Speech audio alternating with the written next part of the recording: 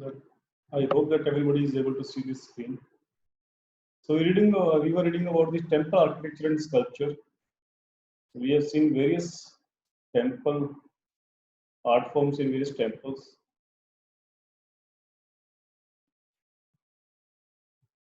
Yes, in the early temples, we have seen the temples in the central India, western India, and then eastern India.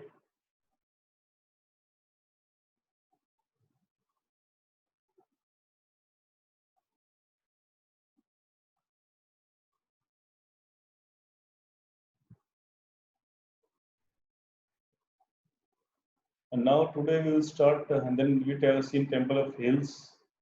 We will start with Temple of Southern India. Temples of Southern India.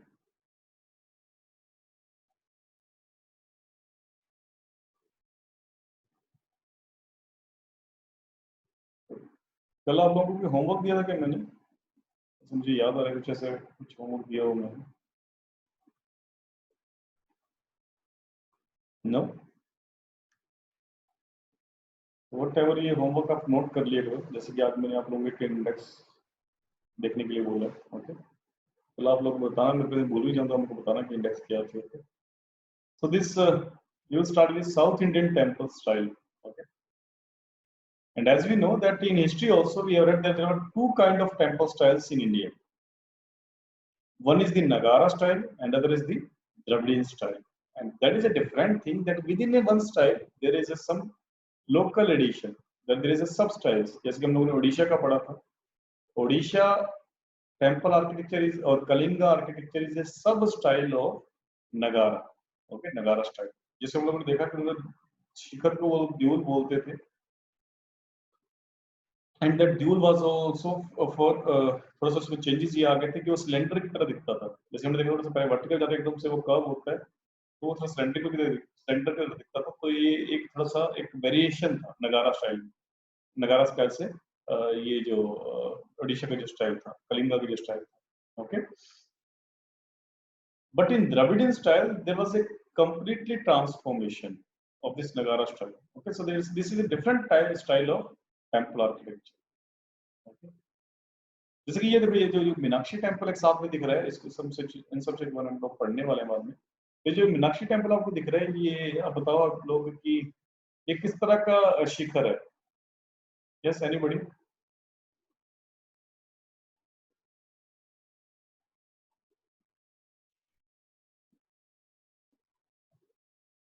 किस तरह का बोलोगे आप लोग इसको? So from outside it's looking.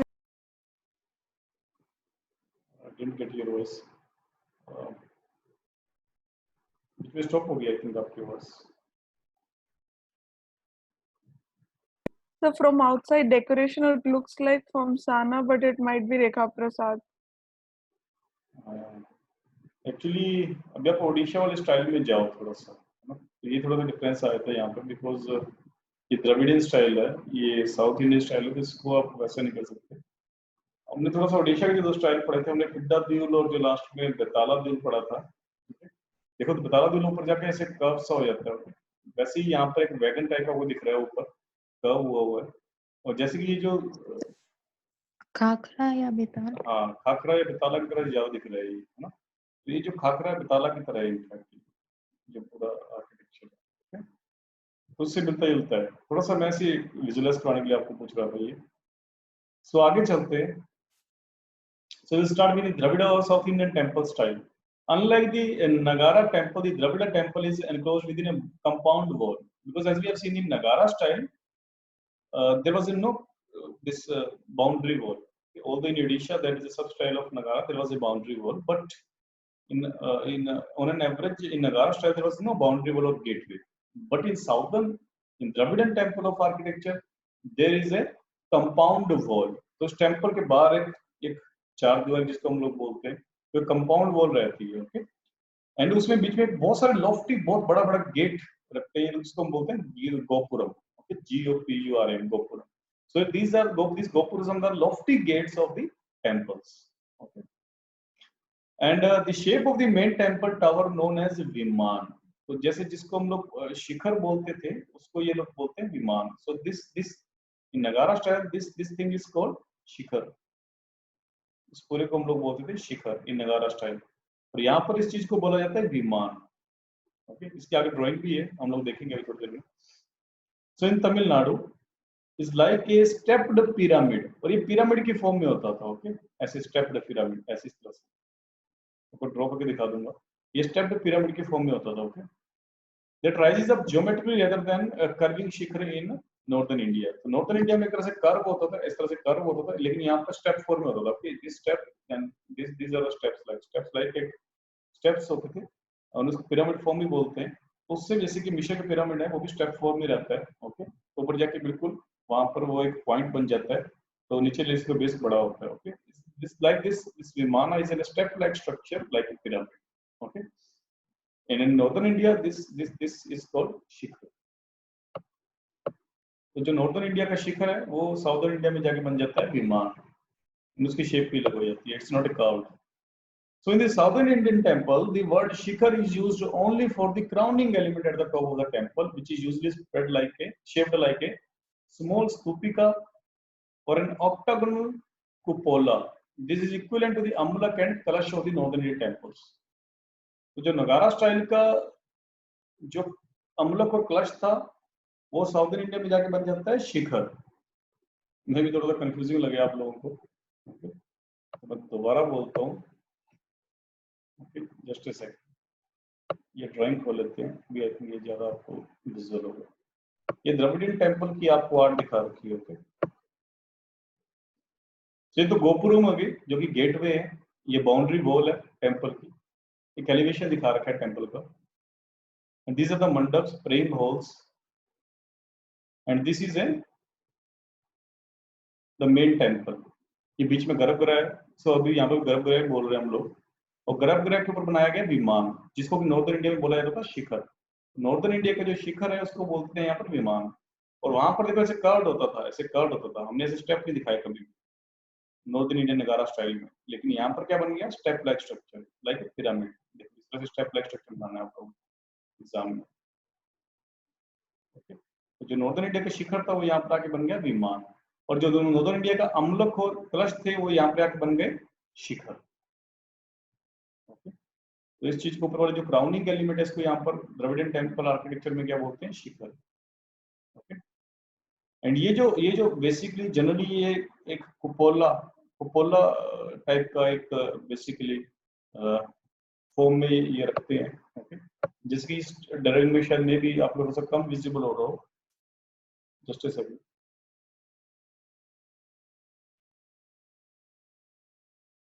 ये temple जो दिखा रखा है गंगाई कोंडाचोलापुरम टेम्पल का, ये ऊपर कपोला टाइप का होता है। ओके, 8 साइड से ऐसे निकला हुआ होता है। सो ऑक्टागोनल साइज में भी होता है कई बार, तो उसको कपोला बोलते हैं। बहुत बड़ा एक एलिमेंट उसके ऊपर एक रखा होता है, बहुत बड़ा पीस, उसको बेसिकली कपोला बोलते हैं। ये भी किसी और ड्राइंग में ज्यादा विजिबल हो रहा है। हाँ, जैसे कि यहाँ पर ही देखो आप लोग, इस तरह के फिगर को कपोला बोलते हैं। इससे भी बेटर कोई ड्राइंग में भी हम लोग को मिल जाए। या इस ड्राइंग में देख लो आप लोगों को, Brihadeeswara temple of Thanjavur. Just a second, this Brihadeeswara temple of Thanjavur, तो ये राजा राजा टेम्पल भी बोलते हैं इसको। तो इसके ऊपर ये जो बड़ा सारा एक पीस रखा गया है ये कुपोला है। तो ये विमान है, pyramid like structure, and then इसके ऊपर कुपोला रखा गया है। थोड़ा सा डिफरेंट है ये कलश और अम्लक और कलश से थोड़ा डिफरेंट है। ओके, तो हम ये बोलना चाह रहे हैं कि that in the southern Indian temple, the word shikhar is used only for the crowning element at the top of the temple, which is usually shaped like a small stupic or an octagonal cupola. This is equivalent to the amlak and kalash of the northern Indian temples, whereas at the entrance of the northern Indian temples, Garbhagriha, it would be usual to find images such as Mithunas and the river goddesses. तो नगारा style में या northern Indian temple में हमको किस तरह की images मिलती हैं, गर्भगृह के बाहर। ओके, हमको किस तरह की इमेजेस मिलती थी, मिथुना और the river goddesses Ganga and Yamuna. But southern temple में, बट द्रविडियन टेम्पल में गर्भगृह के बाहर आपको कौन सी इमेजेस दिखेंगी, द्वारपालास, द्वारपालास और दी doorkeepers who are guarding the temple. जो टेम्पल की बेसिकली रक्षा करते हैं, द्वारपालस और डोरकीपर्स की आपको इमेजेस मिलती हैं साउथ इंडियन टेम्पल्स में, बट नॉर्दर्न इंडियन टेम्पल्स में आपको किसकी इमेजेस मिलती थी? गर्भगृह के बाहर मिथुनास और रिवर गॉडेसेस गंगा और Yamuna. Okay, and it is a common to find a large water reservoir or a temple tank enclosed within the complex. Dravidian temple में एक और खास बात थी कि यहाँ पर जो टेम्पल टैंक है, वाटर रिजर्वायर है, ये जनरली मिलते थे. ओके, द्रविड़न टेम्पल्स में, बट नॉर्दर्न टेम्पल्स में ये अनकॉमन थे. ओके, ये जो कुंड देखा था हम लोगों ने, जैसे सन टेम्पल मोदेरा में हमने वाटर कुंड देखा था, वाटर रिजर्वायर देखा था, इस तरह की चीजें नॉर्दर्न इंडिया नगारा स्टाइल में कम देखने को मिलती थी, but in Dravidian temple this water reservoir were very much common. Okay, subsidiary shrines are either incorporated within the main temple tower or located as a distinct separate small shrine beside the main temple. The northern Indian idea of multiple shikhars rising together as a cluster was not popular in southern India. जैसे नगारा style में हम लोगों ने देखे थे कि multiple शिखर्स देखने को मिलते थे हम लोगों को, जैसे हमने खजुराहो का टेम्पल कॉम्प्लेक्स देखा था, तो वहां पर भी मल्टीपल शिखर्स हमने देखे थे.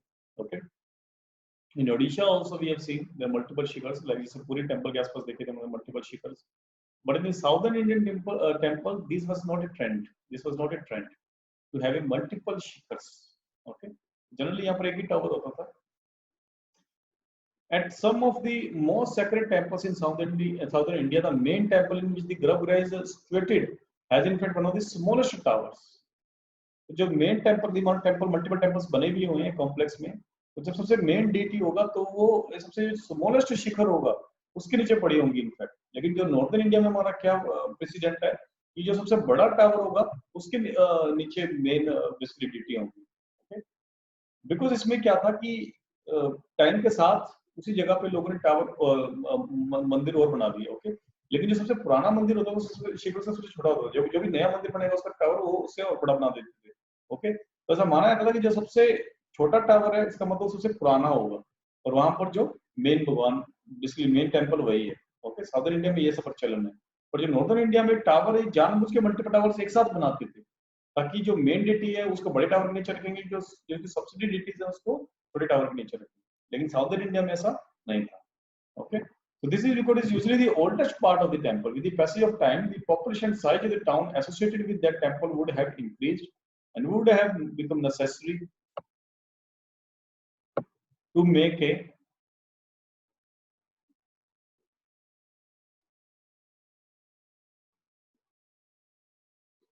a new boundary wall around the temple.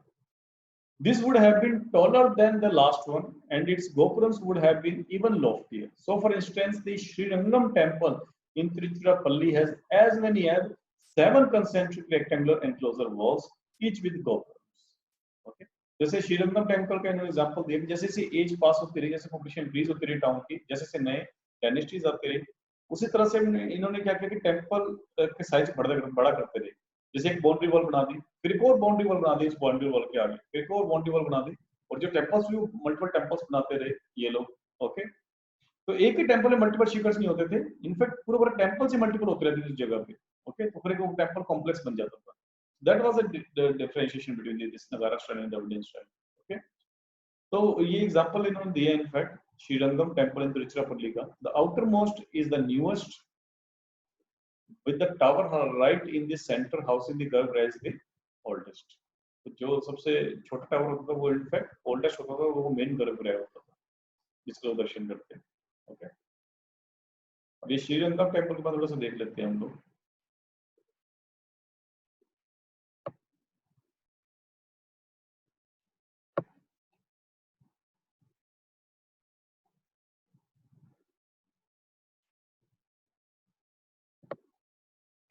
So the Shri Rangam temple is also called the Shri Ranganatha Swami temple or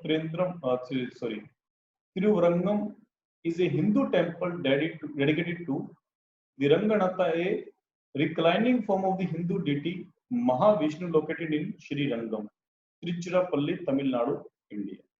Okay, so this is the basically temple which is also called the Shri Ranganatha Swami temple. Okay, in Tiruchirappalli in Tamil Nadu. Okay, and it's a Hindu temple. And basically the main deity of this temple was a Mahavishnu, located in Srirangam. It is one of the most illustrious Vaishnav temples in southern India, rich in legend and history. Illustrious मतलब इसके बारे में काफी कुछ लिखा गया इस temple की वॉल्स पे, ओके, वैष्णविज्म के बारे में. And the Srirangam temple is the largest temple compound in India and one of the largest religious complexes in the world. तो यदि इंडिया के लार्जेस्ट टेम्पल के बारे में बात करेंगे तो वो तो टेम्पल है बृहदेश्वर टेम्पल या राजा राजा टेम्पल. इंडिया का सबसे बड़ा टेम्पल तो वो है. यदि टेम्पल कॉम्प्लेक्स की बात करें जहां पर खूब सारे टेम्पल्स हैं, यदि टेम्पल कॉम्प्लेक्स की बात करें तो सबसे बड़ा टेम्पल कॉम्प्लेक्स पूरी वर्ल्ड का यदि है दैट इज श्रीरंगम टेम्पल. ना केवल ये इंडिया का सबसे बड़ा टेम्पल कॉम्प्लेक्स है, इनफैक्ट वर्किंग टेम्पल कॉम्प्लेक्स मतलब जहां पर आज भी लोग श्रद्धालु आते हैं पूजा करते हैं. तो जो सबसे ज्यादा लार्जेस्ट जो working religious temple complex of पूरे वर्ल्ड का that is a Srirangam temple. Okay, and otherwise इसलिए इसको लिखा गया यहाँ पर देखो largest functioning Hindu temple in the world. Okay, complex and still larger Angkor Wat. जो Angkor Wat है वो basically largest existing temple है. Okay, लेकिन जो temple complex की बात करें तो Srirangam temple सबसे बड़ा टेम्पल कॉम्प्लेक्स है पूरे वर्ल्ड का. एंकोर वॉट कहां पर है? ये कहां पर है एंकोर वॉट? किसी को पता है? ANGKOR Angkor Wat. Cambodia. Right, Cambodia में ये सबसे बड़ा वर्ल्ड का ये टेम्पल है. Mean the largest eastern temple. लेकिन इंडिया का सबसे बड़ा टेम्पल कौन सा? Brihadeeswara temple. The temple complex has been nominated as a UNESCO World Heritage Site and is in UNESCO's tentative list. अभी World Heritage Site बना नहीं है Srirangam temple, but yes, we have applied to include it in UNESCO World Heritage Site. In fact, UNESCO ने अपनी tentative list में इसको डाल रखा है. ये भी इसको World Heritage Site बोलते नहीं. Okay, but yes, definitely in future it will be World Heritage Site. Srirangam temple इसकी कुछ आई थिंक इमेजेस भी होंगी मेरे पास, तो देख लेते हैं.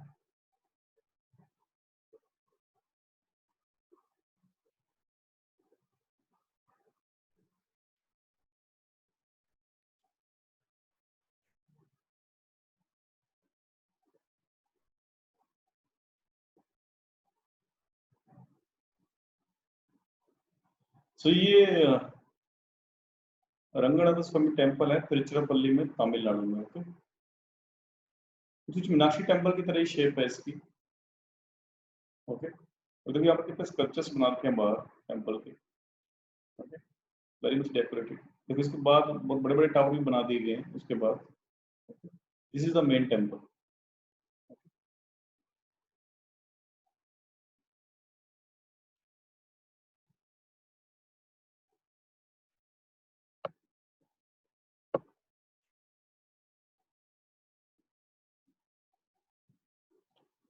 So temples thus started becoming the focus of urban architecture. Kanchipuram, Thanjavur or Tanjore, Madurai, Kumbakonam are the most famous temple towns of Tamil Nadu. Where during the 8th to 12th centuries, the role of the temple was not limited to religious matters alone. Temples became the rich administrative centers controlling vast areas of land. ये हम लोगों ने history में पढ़ा था that how the temple played a role in a social sphere apart from the religious sphere, because in the mandaps, the panchayats were held in the mandaps. Various religious fairs or maybe other fairs, social fairs were also connected in the vicinity of the temples. Okay, ये सब चीजें हम लोगों ने पढ़ी थी, आप लोगों को यदि याद हो तो. Okay, so temple not only acted as a religious centers, but it also acted as a social interaction of the people. Okay, तो temples को साउथ इंडिया में ये सोशल इंटरेक्शन के लिए भी यूज किया जाता था. इनफैक्ट उनके मंडप्स को यूज करते थे. Okay, and that is why this is different, how this southern temple were different from Nagara style. Okay, so just as there are many subdivisions of the main types of Nagara temples, there are subdivisions also of Dravidian temples. These are basically of 5 different shapes. तो जो गर्भगृह है, जो main temple है, उसको कौन कौन सी different shapes हो सकती है. ओके, सो वो हम लोग देखते हैं. सो बेस जो टेम्पल का है जिसके ऊपर ये शिखर वगैरह सब बनाया जाएगा, तो उस बेस वो कौन कौन सी डिफरेंट शेप्स का होता था. That base could be of 5 different shapes. Okay, तो 5 डिफरेंट शेप्स है क्या क्या. तो आप लोगों को ये काम आसान करने के लिए आप लोगों को पढ़ने में जोर ना है, इसको इस वजह से मैंने इसको दे दिया कमेंट में। Okay,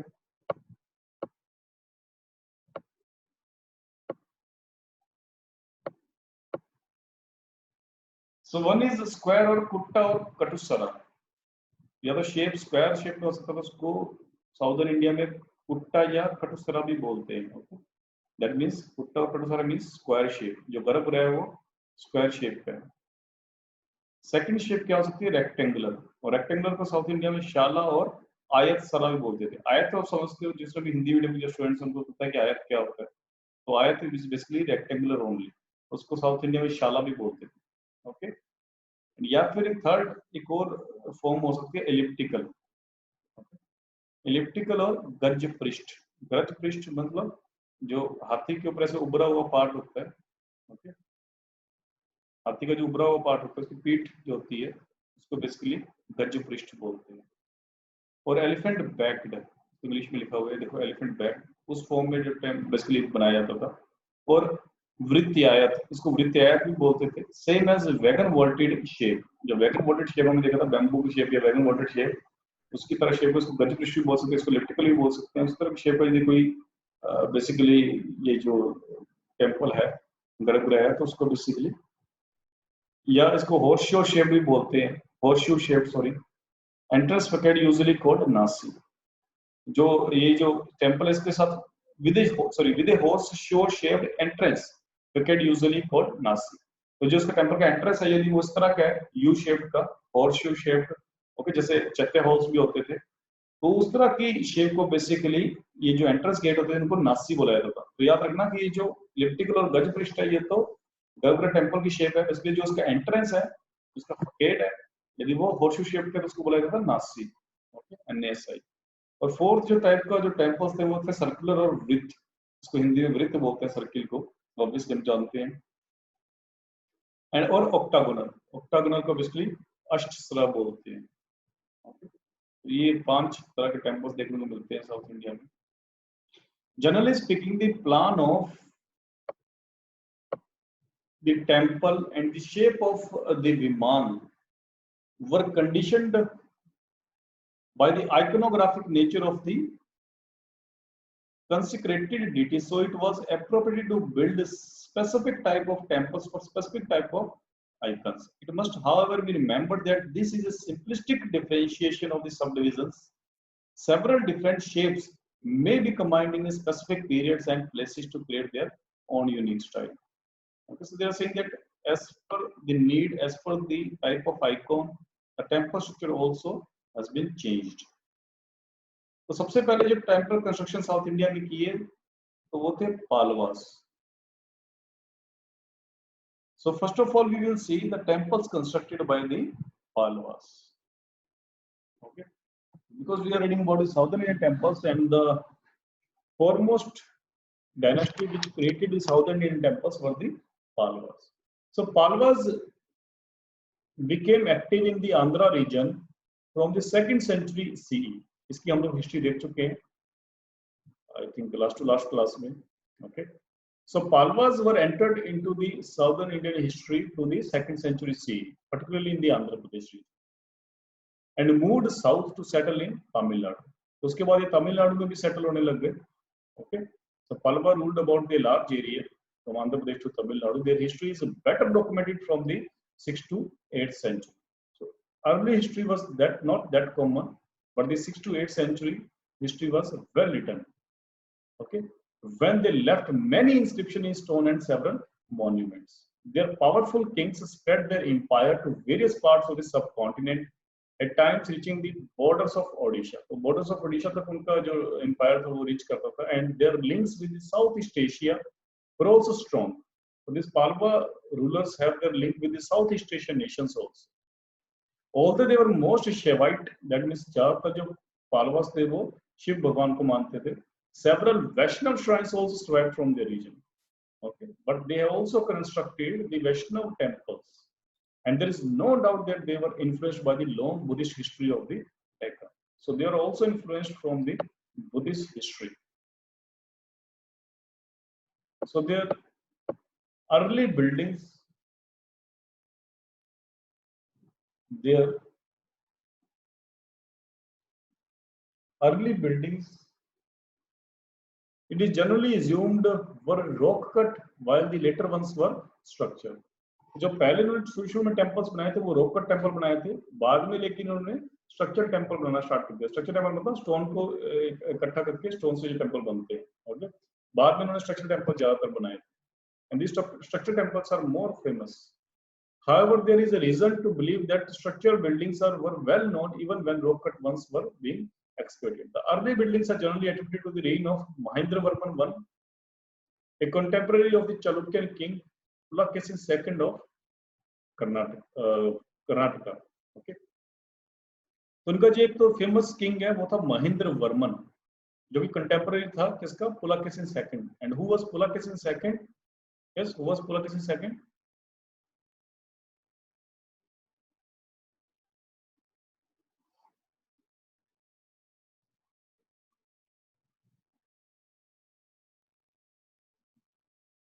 yes,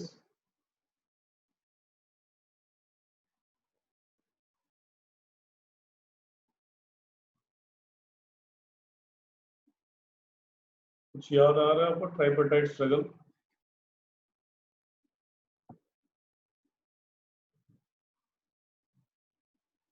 sir Chalukya, Rashtrakuta and Pratihara tripart? नहीं, ये वो नहीं है, ये वो नहीं है, ओके। ये आप लोगों को याद आ रहा हो कि इनके बीच में हर्षवर्धन इसके ऊपर था, और यहाँ पर बेसिकली ये चालुक्य थे नीचे कर्नाटका एरिया में, और इधर था यहाँ पर दिस महेंद्र वर्मन नरसिंह वर्मन पालवास, ओके। तो इसमें बेसिकली क्या था कि ये इनके बीच में स्ट्रगल चलता रहता था, जैसे कि पुलकेशिन सेकंड ने, जो कि चालुक्यन किंग था, इसने हराया था महेंद्र वर्मन वन को। तो महेंद्र वर्मन वन काफी बैडली डिफीट हो गया था पुलकेशिन सेकंड से, और महेंद्र वर्मन वन का जो बेटा था that was Narasimha Varman one, उसने बाद में अपने पिता का बदला लिया था पुलकेशिन सेकंड से, and he defeated Pulakeshin second, okay. इस तरह से पुलकेशिन सेकंड और हर्षवर्धन के बीच में भी काफी कुछ राइवलरीज हुई थी, and they were made this defeat to each other, okay. So this ये इसमें थोड़ा सा बताया गया कि this Mahendra Varman was defeated from the Pulakesin second, okay, of the Chalukyan dynasty, and the Narsimha Varman one, also known as Mamala. Narasimha Varman किसका बेटा था? महेंद्र वर्मन वन का, और ये दोनों किसके रूलर्स थे? पालवास के, महेंद्र वर्मन वन और नरसिंह वर्मन वन। तो ये हिस्ट्री थोड़ा बार बार आप लोग बोलते हो तो इसको थोड़ा सा रिवाइज कर लो 2-3 दफा, ओके, तो ये चीजें थोड़ा सा रिटेन हो जाएंगी। So Mahendra Varman one or Narasimha Varman one were the two famous rulers of the this Pallavas. So Narasimha Varman was the son of this Mahendra Varman and also known as the Mamala. इसको ममाला भी बोलते थे। तो exam में ये question definitely आ सकता है कि ममालापुरम या किसने बनाया, या ममालापुरम टेम्पल किसने बनाया, या ममालापुरम किसको बोलते थे? तो सॉरी, ममाला किसको बोलते थे? That was Narasimha Varman one, and who was son of Mahendra Varman. तो नरसिंह वर्मन वन ने बेसिकली, जिसको ममाला बोलते थे, सो who acceded the Palwa throne around 640 CE. अब देखो, हर्षवर्धन भी 606 में आया था, आई थिंक, ओके। तो हर्षवर्धन, और उसके बाद ये 7th सेंचुरी में आया था। ये सारे कंटेम्पररी हैं, हर्षवर्धन, पुलकेशिन सेकंड ऑफ चालुक्य, महेंद्र वर्मन, नरसिंह वर्मा, ये सारे कंटेम्पररीज हैं, okay. So this person ascended the throne in 640 CE. He is celebrated for the expansion of the empire. This Narasimha Varman expanded the empire of Palwas, avenging the defeat of his father Mahendra Varman I, and suffered at the hands of Pulakesin II, and inaugurating most of the building works at the Mahabalipuram, which is known for after him as Mamalapuram. तो जो महाबलीपुरम में जो temples बनाने का काम किया था वो किसने किया था? नरसिंह वर्मन वन ने, ओके। और इसका बेटा जो था नरसिंह वर्मन सेकंड, उसने भी टेम्पल्स बनाए थे यहाँ पर महाबलीपुरम, और महाबलीपुरम को मालापुरम भी बोला जाता था, in the name of, in the remembrance of Narasimha Varman one. So if you will see the greatest ruler of this Pallavas, that will be Narasimha Varman I, जिसको ममाला भी बोला जाता है। So this Mahabalipuram temple complex is a very famous campus complex and it is a UNESCO World Heritage Site, जिसके ऊपर मैं expect करूंगा इस पर क्वेश्चन आएगा, महाबलीपुरम टेम्पल कॉम्प्लेक्स के ऊपर, ओके। तो सबसे पहले तो हम लोग देख लेते हैं यहाँ पर महाबलीपुरम टेम्पल के बारे में, कि जो भी ये कॉम्प्लेक्स है महाबलीपुरम टेम्पल कॉम्प्लेक्स, के बारे में लोग देख लेते हैं। So it's a group of monuments at the Mamallapuram or Mahabalipuram. Is a collection of 7 to 8 century CE religious monuments in the coastal resort town of Mamallapuram, Tamil Nadu. India had a UNESCO World Heritage Site. The site has 40 ancient monuments. So यहाँ पर 40 ancient monuments and Hindu temples, including one of the largest open air rock relief in the world, the descent of the Gangas or Arjuna's penis. इसके ऊपर पहले भी question आ चुके हैं already. तो ये जो एक पैनल था, इसको आगे हम डिटेलिंग करने वाले हैं इस पैनल की. इनफैक्ट एक कैसे पैनल बनाया हुआ है, ओके, रोप कट पैनल है. उसमें बेसिकली ऐसे रिलीफ बनाए गए हैं. उसमें कई बार ऐसा बोलते हैं कि भागीरथ खड़ा हुआ है और वो गंगा को बुला रहा है. कई बार ऐसा बोलते हैं कि अर्जुन है, उसको बेसिकली फिनिश के लिए खड़ा है. ओके, तो ये डिफरेंट डिफरेंट थ्योरीज हैं उस पैनल में. कुछ लोग अलग अलग तरह से रिप्रेजेंट करते हैं उसको, इसलिए इसको बोला है कि डिसेंट ऑफ द गंगा और अर्जुना फिनिश, इन दोनों में से एक स्टोरी है. ओके, दो मिथ का स्टोरी मानी जाती है. या तो गंगा का जो आगमन था, कैसे हमारे इंडिया में या तो हमारी दुनिया में गंगा आई, या तो उसको ये शो कर रहा है पैनल, और या फिर अर्जुना के फिनिश को शो कर रहा है. अभी वो पैनल देखते आपको समझ में आ जाएगा ये सब क्या था. इसकी डिटेलिंग दी हुई है लास्ट में. तो ये पैनल सबसे खास चीज है इस पूरे टेंपल कॉम्प्लेक्स की. Okay, it's the most famous thing. Okay, ये जो largest open air rock relief है पूरे वर्ल्ड में. ओके, इंडोर तो मे बी वर्ल्ड में भी और भी हो, लेकिन ओपन एयर में लार्जेस्ट एक मोनोलिथिक पैनल की बात करें, सबसे मोनोलिथिक जिसमें कोई भी टुकड़े नहीं है. मोनोलिथिक मतलब एक large one piece of the rock जिसके ऊपर एक पैनल स्कल्पचर बना हुआ है. That is the largest in this Mahabalipuram. That is why this is so famous and that is why question has come in prelims. इसी NCERT से लिया गया था वो question. So the group contains several categories of monuments, Rath temples. इसमें बहुत सारे temples हैं. ये जो महाबलीपुरम टेम्पल कॉम्प्लेक्स है, इसमें रथ टेम्पल है with monolithic professional chariots. ये भी काफी फेमस है. जो रथ टेम्पल्स में पांडवों के रथ दिखाए हुए हैं, पांडव के रथ दिखाए हुए हैं. और मोनोलिथिक का मतलब एक ही पीस में, ऐसा नहीं है कि टुकड़े इकट्ठे करके बनाए गए हैं. एक रोप कट करके उसमें से बेसिकली ऐसे एक मोनोलिथिक पीस ऑफ रथ बनाए गए हैं. Built between 630 to 668. इसमें तो रथ टेम्पल फेमस है.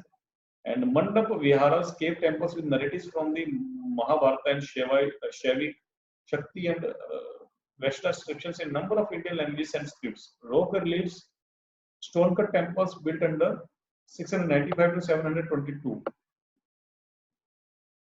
And archaeological excavations dated to the 6th century and earlier. The monuments were built during the Pallava dynasty known as the Seven Pagodas. अब ये भी काफी इंटरेस्टिंग स्टोरी है कि जो पालवास ने बेसिकली एक टेम्पल्स बनाए थे, तो ये जितने भी यूरोपियंस थे, जब ये जो यूरोपियंस जैसे कि ये जो मतलब फर्ज करो मार्को पोलो आया था इंडिया में. ओके, तो जब ये जो इस कोस्टल रीजन में ये लोग अंडर नहीं करते, सिटी के अंदर एंटर नहीं करते थे. पोर्ट सिटी थी Mahabalipuram, was a very famous port city in the in fact all kind of time. Medieval time में भी काफी इंपॉर्टेंट थे, मॉडर्न टाइम में भी काफी इंपॉर्टेंट. ओके, यहाँ पर सारी शिप्स उतरते थे, माल वगैरह लेके आते थे और आते थे ये सारे यूरोपियंस, जिसके मार्को पोलो की यहाँ पर मैंने एग्जांपल दिया है. ओके, तो ये लोग दूर से इनको टेम्पल्स दिखते थे. ओके, ये पास में नहीं जाते थे टेम्पल्स के, बिकॉज इनका काम था ट्रेडिंग करना. तो दूर से टेम्पल दिखते थे, शिप्स उतरते थे पोर्ट में. तो फिर इनको लगता था कि ऐसे कि इन्होंने बाकी जगह भी ट्रैवल करते थे, चाइना में ट्रैवल करते थे और ये साउथ ईस्ट एशियन कंट्री में ट्रैवल करते थे. तो ये जो पगोडास की तरह दिखते थे टेम्पल्स, तो इनको ये बोलने लगे ये बहुत सारे टेम्पल्स है यहाँ पर. तो इनको ये इनको 7 बड़ी बड़ी बिल्डिंग दिखती थी, इसलिए 7 पगोडास बोलने लगे. ये 7 पगोडास है. Okay, otherwise this temples do not have construction like pagodas. इनके वो पगोडास टाइप का कंस्ट्रक्शन कुछ भी नहीं है यहाँ पे. ओके, पगोडा कंस्ट्रक्शन कहाँ पर पढ़ा था हम लोगों ने? पगोडा कंस्ट्रक्शन कहाँ पर बना हुआ इंडिया में?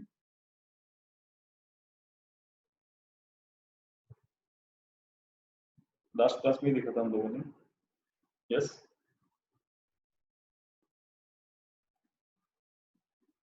Orissa. No, in the hill states, Kashmir. So Kumayu region. Yes, Kumayu region में. Kumayu region. हाँ, not only Kumayu region, जो भी hills states हैं वहाँ पर ये पगोडास मिलते हैं. हमने कश्मीर के टेम्पल्स भी देखे थे, हिमाचल प्रदेश में टेम्पल्स देखे थे हम लोगों ने. ओके, वहाँ पर भी आपको पगोडास दिख जाएंगे. ओके, सो हिली रीजन्स में मिलते हैं बेसिकली पगोडा. ओके, इंडिया में. तो यहाँ पर बेसिकली इनको इधर पगोडा की तरफ बोलने लगे. इनका नाम इसलिए रख दिया 7 पगोडा. ये यूरोपियंस ने इसका नाम 7 पगोडा रख दिया. In fact these temples do not have any kind of resemblance with pagodas. तो इनमें जो आर्किटेक्चर है वो द्रविडियन स्टाइल है, पगोडा का नहीं है. ओके, लेकिन इसको 7 पगोडास बोलते थे यूरोपियंस. ओके, तो ये स्टोरी इसमें लिखी गई है. मे भी इस तरह कुछ क्वेश्चन आ जाए। Seven pagodas and the name became associated with the shore temples of Mahabalipuram in the publication by European merchants. तो shore temple को basically seven pagodas बोलते थे ये लोग। shore temple के बारे में देखेंगे हम लोग अभी। shore temple is very famous temple in the Mahabalipuram. So European sailors and merchants who pioneered trade with Asia after the 16th century mentioned this site. Early reports such as those by Nicolau Manucci, okay, ये सब लिखा हुआ है, दूर से इन्होंने देखा था and they heard about them conflated Chinese and Burmese Buddhist pagoda, तो उनसे से कंफ्यूज हो गए ये लोग, इसलिए इनका नाम है सब पगोड़ा रख दिया। And apart from that this is about Rath temple. Rath temple Mahabalipuram ये काफी फेमस है, इसमें बताया आपको। और in fact sure temple of Mahabalipuram is also famous, इसको थोड़ा देख लेते हैं डिटेलिंग कर लेते हैं। रथ टेंपल में क्या था कि रथ टेंपल इन साउदर्न महाबलीपुरम, तो जैसे महाबलीपुरम का एग्जाम में क्वेश्चन आ जाए आपके दिमाग में आएगा कि पालवास की बात हो रही है, कि पालवास ने बनाया है, ओके। एंड महाबलीपुरम से जैसे नाम आता है सबसे आपको पहले नाम आना चाहिए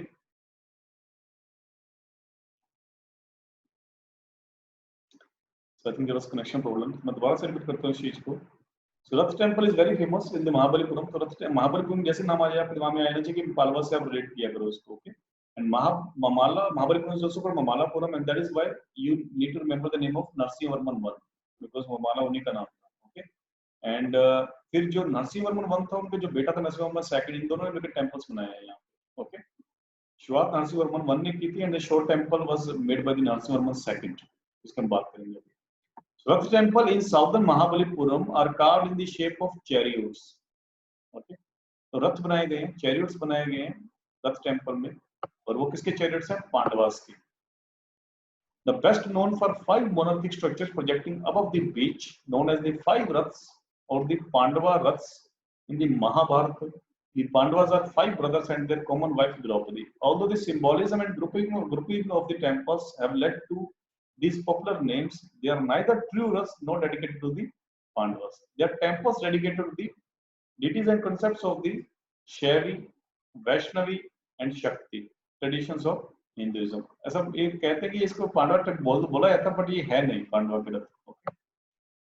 The 5 Rath group is on a north-south axis with the Dharamraj Rath on the south, followed by Bhim, Arjun and Draupadi Rath. The later 2 share a common platform. यदि एग्जाम में क्वेश्चन आता है कि पांडवा के रथ इस तरह के इसमें देखने को मिलते हैं, तो ये स्टेटमेंट सही है, तो ऐसा माना यही आता है, ओके। सो ये आपको कुछ मेरे पास कुछ इमेजेस भी होंगी कुछ रथ टेंपल की, देख सकते हैं।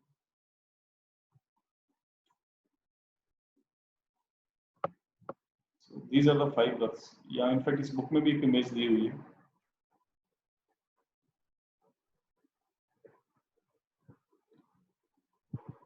ये कुछ इस तरह से रथ दिखा रखे आप लोगों को विजिबल हो रहा होगा ये, ओके।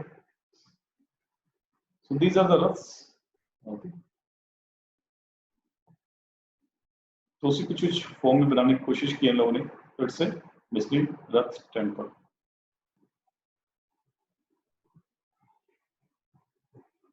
सो रथ टेंपल के अलावा जो सेकंड मोस्ट फेमस टेंपल है महाबलीपुरम का, that is a shore temple. So the shore temple at Mahabalipuram was built later probably in the reign of Narasimhavarman II। तो ऐसा माना जाता है ये शोर टेंपल है वो नरसिंहवर्मन II ने बनाया था, and this rath temple was formed in the reign of Narasimhavarman I, also known as Raja Simha. अब नरसिंहवर्मन II का भी एक नाम है राज सिंह, ओके। जैसे कि नरसिंहवर्मन I का नाम था ममाला, नरसिंहवर्मन II का नाम है Raj Singh, who reigned from 700 to 728 CE. Now it is oriented to the east facing the ocean. ये शोर टेंपल पर भी कुछ डिटेलिंग की हुई है हम लोग ने, ये भी देख लो आप लोग। It is built into 728 to 28 AD. Is so named because it overlooks the shore in the Bay of Bengal. Because the Bay of Bengal के basically shore पे इसलिए इसको shore temple बोला जाता है. It is located near Chennai in Tamil Nadu. It is structured temple built with ये structured temple है, rock cut नहीं है, built with the blocks of granite dating from the 8th century AD. At the time of its creation, this site was a busy port during the reign of Narasimhavarman II of the Pallava dynasty. As one of the group of monuments at Mahabalipuram, it has been classified as a UNESCO World Heritage Site since 1984. तो ये भी पूरा complex का एक part है, जो रथ temple है, शोर टेम्पल है, महाबलीपुर टेम्पल के कॉम्प्लेक्स का पार्ट है। ये सारे टेम्पल्स वर्ल्ड हेरिटेज साइट्स है। Okay, so also known as Rajasiha Orient from 700 to 728 CE. Now it is oriented to the east facing the ocean, but if you study it closely, you will find that it actually houses 3 shrines. Okay. एक in fact इसमें शोर temple की ये देखो image भी दिखा रखी है यहाँ पे, शोर टेम्पल ऑफ महाबलीपुरम। ये शोर टेम्पल ऑफ महाबलीपुरम है।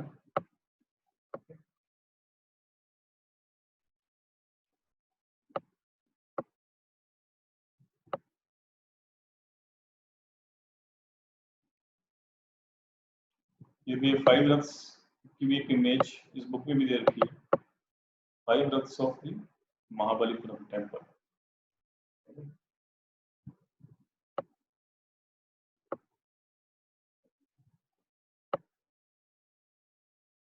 जो हम अब पढ़ रहे थे शोर टेम्पल में जो इमेजेस हैं, तो 2 तो शिवा की हैं, 2 to Shiva, 1 facing east and other facing west, and in middle 1 to Vishnu who is known as Ananta Shayana. Okay, तो 2 शोर टेम्पल में 3 तरह की इमेजेस हमने बोली थी कि 3 तरह की इमेजेस हैं शोर टेम्पल में, जो कि महाबलीपुरम में है। 2 तो शिवा की हैं और 1 है विष्णु की, और विष्णु यहाँ पर अनंत शयन की पोजीशन में लेटे हुए हैं। उसकी इमेज हमारे पास है कि कैसे विष्णु लेटे हुए हैं अनंत शयन की पोजीशन में, तो वो हम देख लेते हैं। ये देखो आप लोग,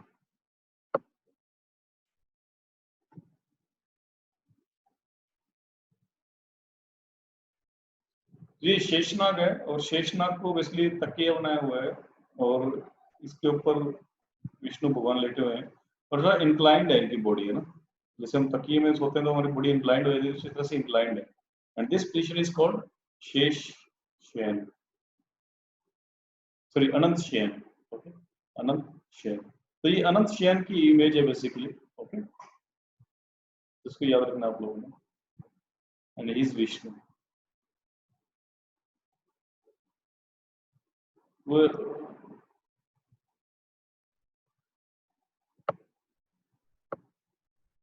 Okay, so this is about the shore temple, and this is unusual because temples generally have a single main shrine and not 3 areas of worship. जैसे कि मतलब साउथ इंडिया में एक ही डेटी का एक श्राइन का टेम्पल बनते थे, बट ये शोर टेम्पल में अनयूजुअल था बिकॉज यहाँ पर 2 शिव की फोटो, यहाँ पर कुछ मूर्तियां और एक अनंत शयन विष्णु को भी दिखा रखा है। So it was unusual in southern India.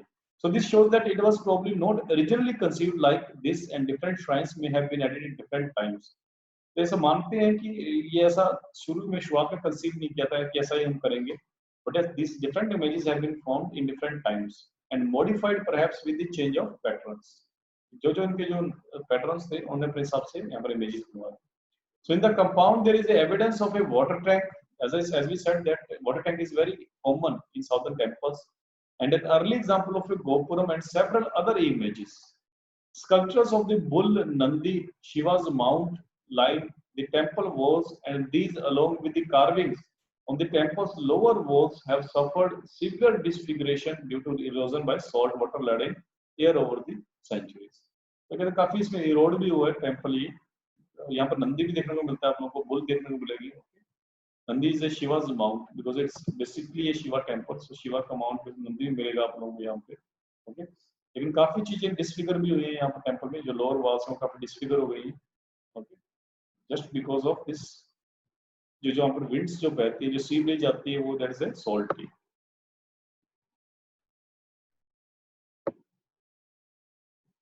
So the magnificent Shiva temple of Thanjavur called the Raja Rajeshwara or Brihadeshwara temple was completed around 1009 by Raja Raja Chola. तो इसके बाद हम लोग राजा के बारे में डिस्कस कर रहे हैं। चोला टेम्पल्स के बारे में बात करें हम लोग, चोला के बारे में आ गए हैं। सो चोला राजा is a founder of this Chola dynasty, although this Chola dynasty was very old. Okay, लेकिन जो मिडिवल इंडिया की जो चोला डायनेस्टी थी उसको बेसिकली बनाया था राजा चोला ने।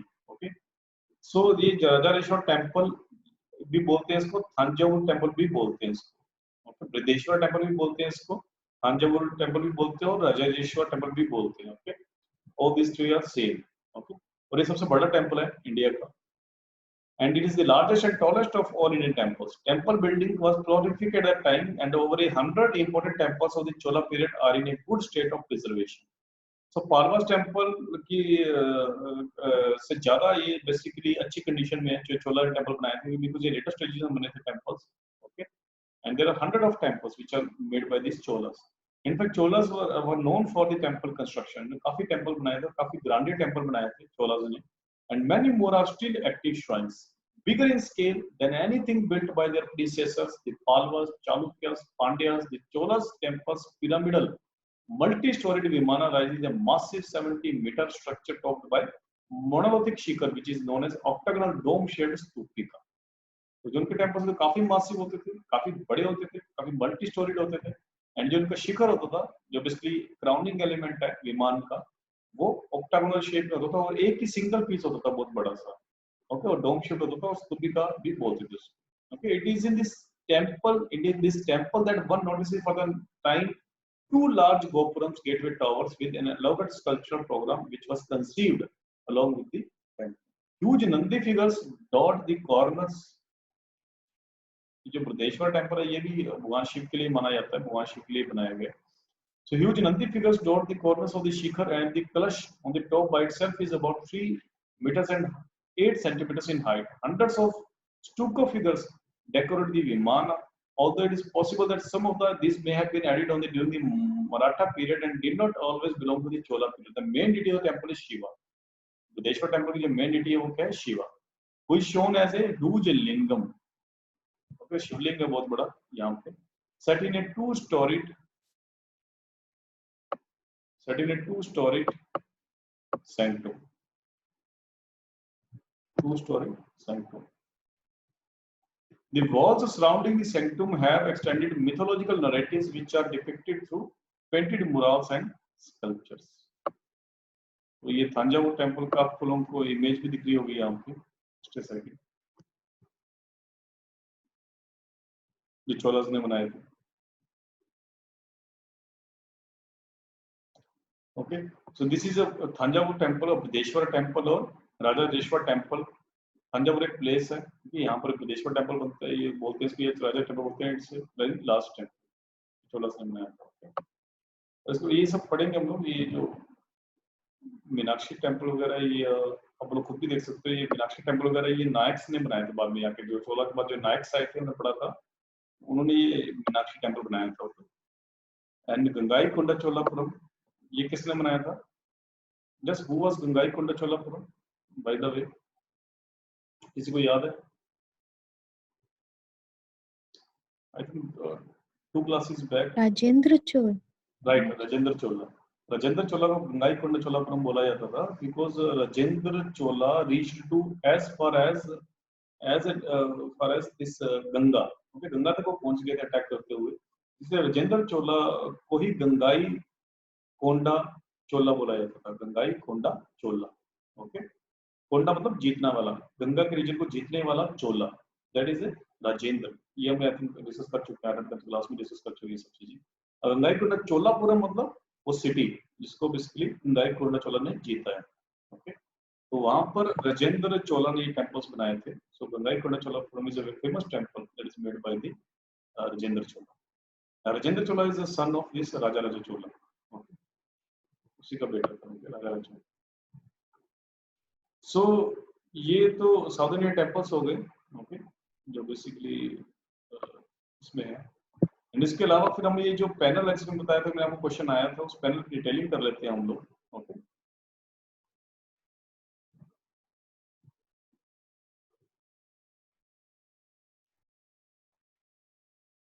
this is a temple, basically that panel. Okay, इसका क्वेश्चन फिलिंग ऑलरेडी आ चुका है. Still this question can come. Detailing कर लेते हैं.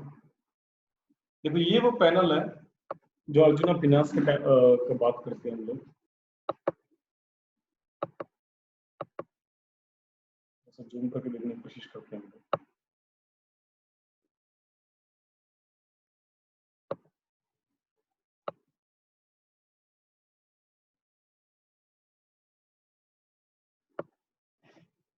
देखो कितना बड़ा मासिव स्ट्रक्चर है ये.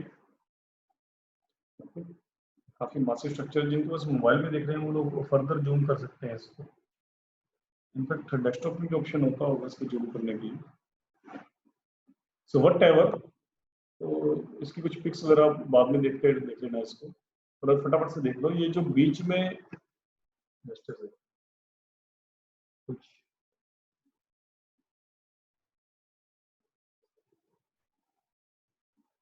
अच्छा आई थिंक अटक गया इसमें।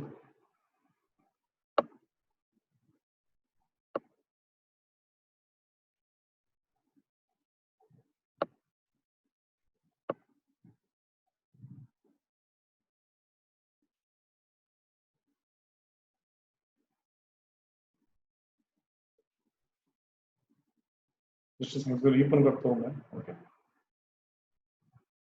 ये काम करते हैं, इस पैनल की एक फोटो में निकाल लेते हैं, वो बेटर रहेगा।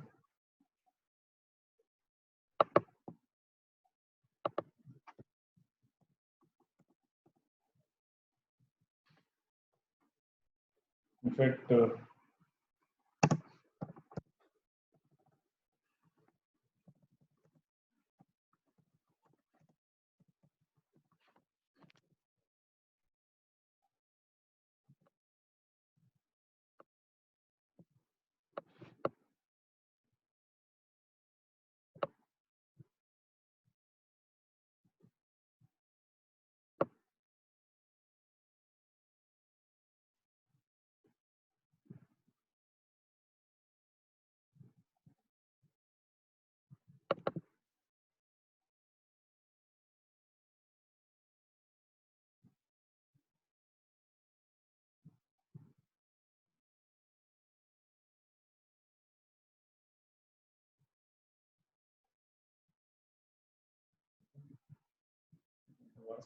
आई थिंक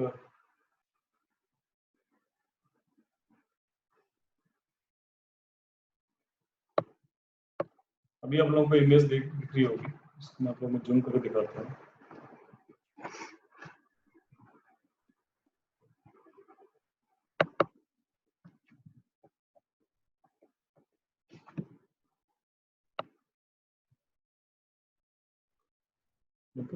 कुछ इस तरह का पैनल है ये।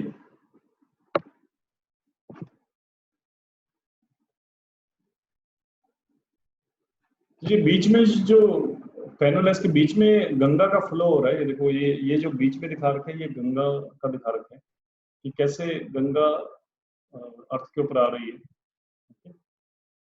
और ये साइड में देखो आप लोग, ये साइड में एक इंसान खड़ा हुआ है, ये एक तरह से पूजा कर रहा है उसकी। कुछ लोगों ने इसलिए भागीरथ बोला था। ओके, जैसे गंगा का आगमन हो रहा है और ये भागीरथ है। ओके, और फिर गंगा आ रही है। और कुछ लोगों ने इसको अर्जुना बताया है। ओके, कि अर्जुन है। ओके, एंड कि अर्जुना को पीनेस मिल रहा है, बेसिकली शांति मिल रही है, मुक्ति मिल रही है। तो उस तरह से इसको दिखाया गया। तो उसके बारे में थोड़ा सा पढ़ते हैं हम लोग। इस इमेज को मैं आप लोगों के साथ शेयर कर दूंगा ड्राइव से, बेसिकली आप इसको ले सकते हैं। ओके, और इसको देखते हैं हम लोग।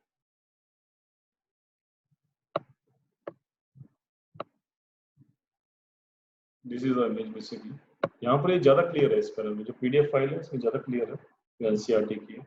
ये जो पर्सन है ये ज्यादा क्लियर है, जो बेसिकली तप कर रहा है। और okay, and somebody said it's Arjuna or somebody said it's Bhagirath. Okay,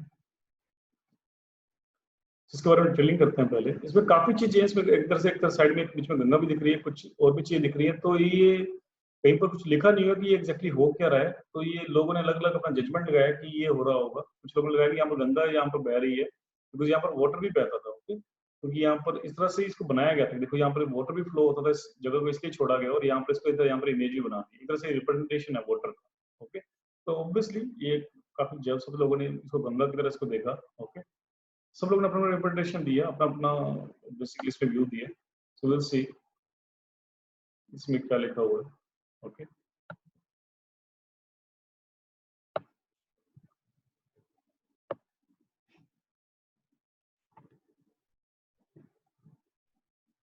so Mahabalipuram is an important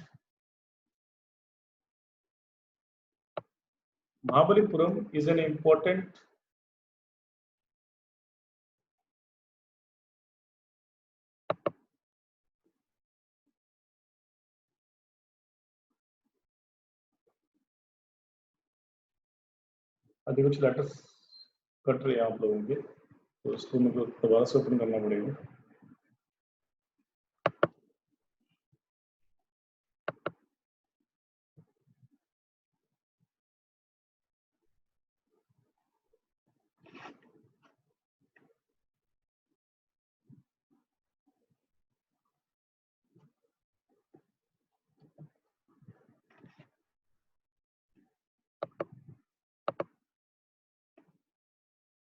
So Mahabalipuram is an important coastal town from the period of the Palwas. Okay, it is dotted with several important rock-cut and freestanding sculptural temples, mostly made in the 7th and 8th centuries. This large sculptural panel, this panel, one of the largest and oldest known in the world, is nearly 30-meter long and 15 meter high. There is a natural cleft in the rock which has been cleverly used by sculptors as a channel for water. देखो जो मैं बता रहा था कि एक तरफ तो इन्होंने इमेज बना दिया और एक तरफ से इन्होंने जानवर की जगह छोड़ दी बीच में ताकि यहाँ पर वाटर फॉल हो सके। ओके, तो इस तरह से बहुत ढंग से बनाया है इसको, इसलिए वाटरफॉल ही था एक तरह का, उसको इस तरह से डिजाइन कर दिया, ओके, वाटरफॉल बना दिया एक तरह से। The water collects in A massive tank, और इसके नीचे एक टैंक है जहाँ पर वाटर कलेक्ट होता है। इस पैनल के नीचे एक टैंक है जहाँ पर वाटर कलेक्ट होता है in front of the sculpted wall. Scholars have interpreted the story depicted on the panel differently. Okay, different scholars interpreted the story differently. While some believe that it is a story of descent of the Ganga from heaven to earth, स्वर्ग से कैसे गंगा आई अर्थ पे, तो कुछ लोगों ने बोला कि वैसी स्टोरी है। Others believe that main stories of Kirtar Arjuniya or Arjuna's Penis, a poetic work by Bhairavi, which is known to have been popular in the Palwa court. Other scholars have interpreted the symbolism behind the sculptures to show that whole tableau was created to be a prashasti or something to praise the Palwa king. तो कुछ लोगों ने ये भी बोला कि पालवा king को praise करने के लिए स्कल्पचर बनाया गया है, and it is no link with this kind of thing. Okay. And who they say they would have sat enthroned in the tank in front of this extraordinary backdrop. Okay, फिर से सामने tank में आसपास बैठते थे पालवा king, तो उनको basically ऐसे विजन देने के लिए बनाया गया, ऐसा कुछ नहीं है कि रिलीजियस स्टोरी के लिए नहीं बनाया गया इसको। A temple has been given prominence in the relief as ascetic and worshippers sit before it. Above it is an emaciated bearded figure standing in penis in one leg. इसी की बात कर रहा था मैं आपको, जिसको कुछ लोग बेसिकली अर्जुन बोलते हैं, कुछ लोग इस भागीरथ बोलते हैं। ओके, जो एक लेग पे इंसान खड़ा हुआ है, ओके, उसी की बात कर रहा हूँ। So a temple has been given prominence in the relief, and this is one of the prominent figures, जो bearded man है, जो basically एक लेग पे खड़ा हुआ है, his arms raised above his head. He has been identified by some as Bhagirath and other by as Arjuna. Arjuna's penis was to obtain the Pashupastra. जो कहते हैं कि अर्जुना ने जब भक्ति की थी पशुपास्त्र पाने के लिए, आप लोग आज के मोबाइल, आई होप आप लोग को आवाज आ रही होगी, there is no disconnection. Okay, so आजकल आप महाभारत देख भी रहे होंगे, तो उसमें एक आया था कि अर्जुना ने बेसिकली पांडवास के लिए उनको बोलते, कृष्ण ने बताया था कि आपको युद्ध करना है आगे जाके, तो आप पहले दिव्यास्त्र की खोज के लिए जाओ। दिव्यास्त्र की खोज से पहले उनको बेसिकली इंद्र ने बोला कि आप लोग सबसे पहले पशुपास्त्र आप बेसिकली आप लोग फाइंड करो, अर्जुना को बोला। And Arjuna then this made this bhakti to get this Pashupastra from Shiv, okay, Shiva. तो शिवा भगवान से बेसिकली उन्होंने पशुपास्त्र लेने के लिए बेसिकली भक्ति की। तो that somebody said that this is that thing, okay, कुछ इस तरह से नरेटिव ये बोला कि ये नरेटिव है, ओके। और फिर एक रिप्रेजेंटेशन भी है, उन्होंने एक छोटा सा एक गौर सा दिखा रखा था, छोटी सी डेटी दिखा रखी थी, उन्होंने बोला कि ये पशुपास्त्र है, ओके, उसको भी हम लोग देखेंगे। तो कुछ लोगों ने बोला कि वो पशुपास्त्र है, okay. So or something to praise the Palwa king, who they said they would be enthroned in the tank in front. Pashupastra weapon from Shiva, whereas Bhagirath prayed to Ganga, brought to earth. और भागीरथ थे, कुछ लोग कहते हैं कि भागीरथ थे, उन्होंने गंगा को प्रे करने के लिए बेसिकली लेकर आए थे. Next to this figure stands Shiva, who has one hand in the boon bestowing gesture or Vardhan mudra. This small gun or dwarf who stands below this hand may be a personification of the powerful Pashupastra weapon. देखने की कोशिश करते हैं. The problem ये है कि तुमको ये देखना कि आप लोग स्क्रीन दिख रही है नहीं दिख रही है. Just a second.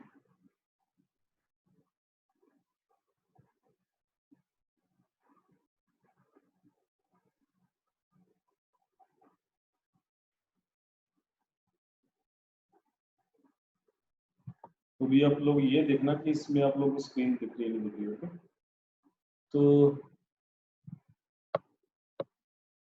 ये देखो आप लोग, ये जो खड़ा हुआ है, जिसको अर्जुना खड़ा है, जो भक्ति कर रहा है, उसकी बिल्कुल लेग के साथ एक छोटा सा एक बोना सा एक फिगर दिखाया हुआ है. ओके, ये जो छोटा सा फिगर है अर्जुना के साथ, ये है पशुपास्त्र जिसको भगवान शिव ने दिया है. और देखो ये बगल में भगवान शिव खड़े हुए हैं त्रिशूल लेकर. दिख रहा है आप लोगों को, सब लोगों को? बिल्कुल इसी लेफ्ट साइड में देखो, ये जो भक्ति कर रहे हैं इंसान, इसके लेफ्ट साइड में छोटा सा पशुपास्त्र है और उसके लेफ्ट में दिस शिवा. ओके, ये हाथ में एक हाथ में त्रिशूल है, दूसरा हाथ उनको पशुपास्त्र की तरफ है उनका. एक तरह से अर्जुना को पशुपास्त्र वो दे रहे हैं. ओके, तो कुछ लोगों का मानना ये है और कुछ लोगों का मानना ये है कि ये भागीरथ है और ये गंगा आ रही है. ओके, बिकॉज इतने सारे नैरेटिव्स बना रखे हैं इस पैनल के ऊपर की स्टोरी क्या है ये एग्जैक्टली समझ में नहीं आ रही है लोगों को. होप आप लोगों को दिख रहा होगा, ये तो समझ में भी आया होगा. ओके,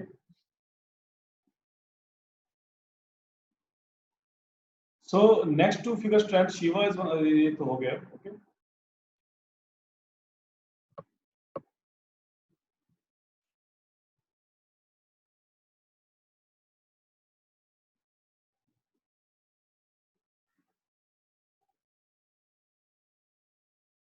आई थिंक थोड़ा सा लैग चल रहा है, जैसे कि यस. ओके, तो अभी आप देखो एक temple has been given prominence in the relief and this all the figures are shown with a slender and linear quality in an animated state of movement.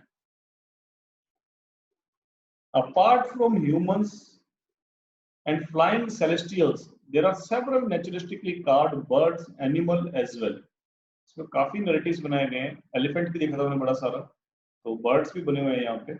Particularly noteworthy are the externally well modeled and like humans, however, is a cat who has been shown standing on his hind legs with his hands raised, imitating Bhagirath or Arjuna.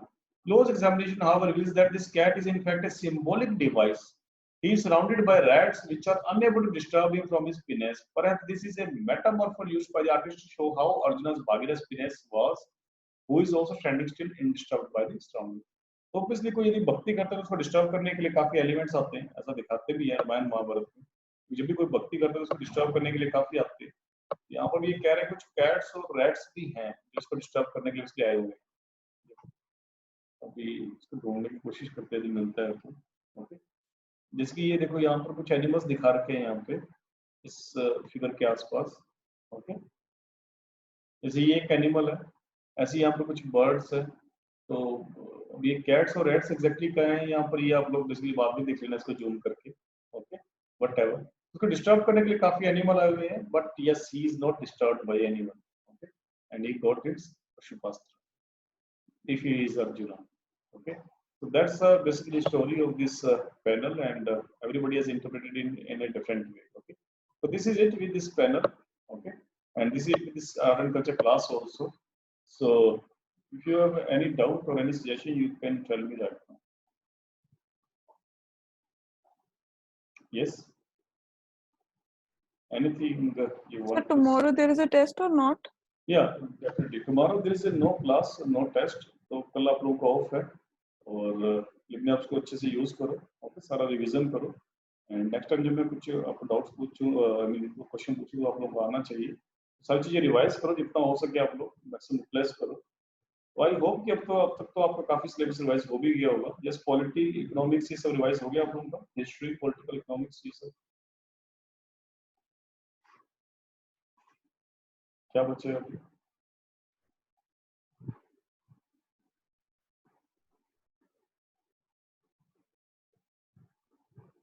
Yes Sakshi.